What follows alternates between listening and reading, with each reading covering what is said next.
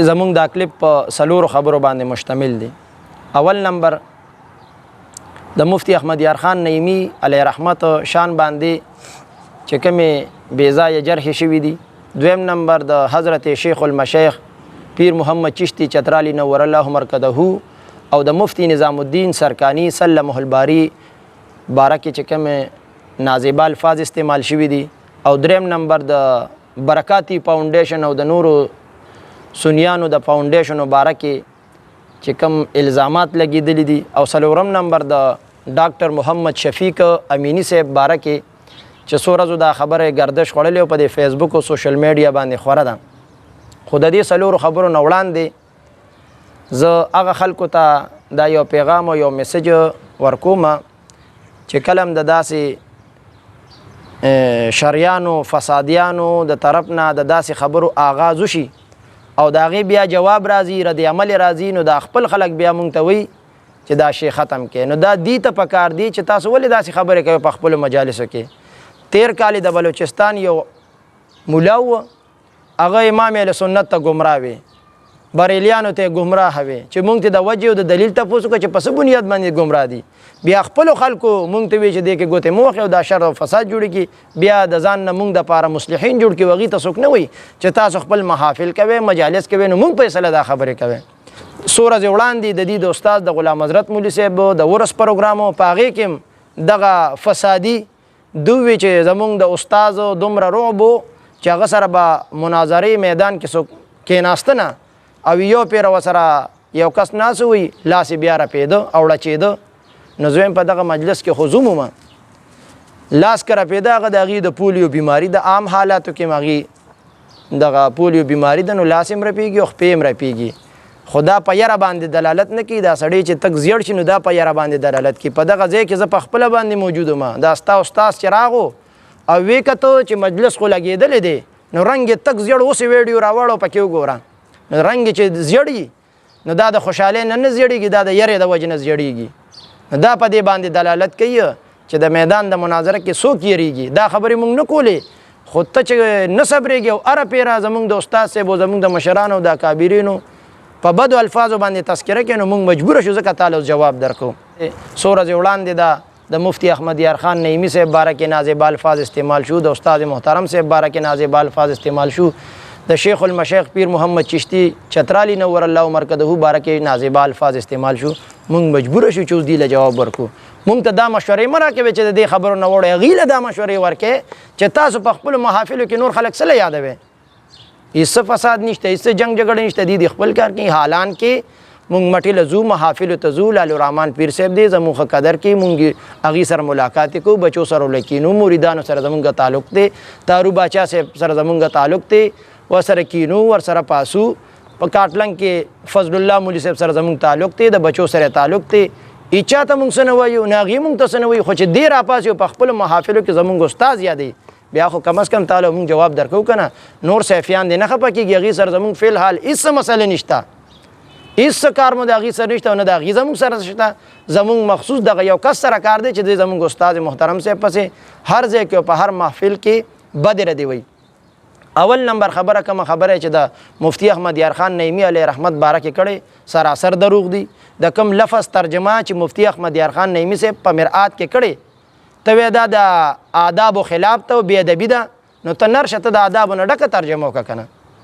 ووایه چې د دې لفظ دا ترجمه نه ده او دا ترجمه ده. خالص او مخلص په مفتی احمد یار خان نعیمی صاحب باندې دروغ وایي.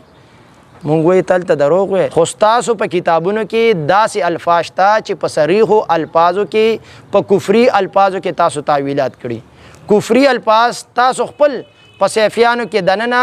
حسام السیفی کتاب وګوره، 3 ځایه د قاسم نانوتي عبارت ته کفري عبارت ویلې. تاسو په خپله په یو مناظره کې وایي چې زمونږ استادان هم د کفري عبارتونو دفاع کړی، نن مونږ هم راغلي وو، مونږ هم د کفري عبارتونو دفاع کوو. نو ستا استاد خو رښتیا په کفري عبارت دفاع کړې ده او په خپل کتاب کې لیکلې ده او د په خپله باندې تا پې تقریض کړی دی. مونږ مجبوره شو ځکه تا ته دا خبرې کوو. 3 ځایه په دغه خپل حسام السیفیه کې احمد علي شاه صاحب کراچۍ والا هغه ورته کفري عبارت ویلې او ته پکې تعویل کې. تعویل پکې ځکه کې چې ستاسو د احادیثو په سلسله او شجره کې د قاسم نانوتي نوم دی پکې، نو ځکه د دفاع کې او په دې کې تعویلات کې او که چرته کې تاسو وایئ چې نه موږ دغه کتابونه نه منو او یا زمونږ د پیر صاحب دا نظریه ده زمونږ دا نه ده د نورو صوفیانو دا نظریه ده نو چې دغه په غلطه شو نو پیر صاحب د خلافت ولې ورکولو غلط سړي له خلافت ورکوي او بیا دغه چې دا دومره خلفا دي او موریدین دي دا ټول په غلطه پسې روان دي او کاغه دروغ وي په خپل پیر صاحب باندې ځکه په دغه کتاب باندې خو چې په صوفیانو کې لوی لوی علما دي هغې په تقریزات موجود دي او د مبارک صاحب خپل زوی تقریز په دغه حسام الصیفیه باندې موجود دي که ته دا دروغ دي نو دروغجن پیر نه بیا بیعت کول جایز دي دا ته چې په کوم دیوبندیت باندې فخر کې خو د هغې په کتابونو کې دي چې د دروغجن پیر نه به بیعت نه کوي نو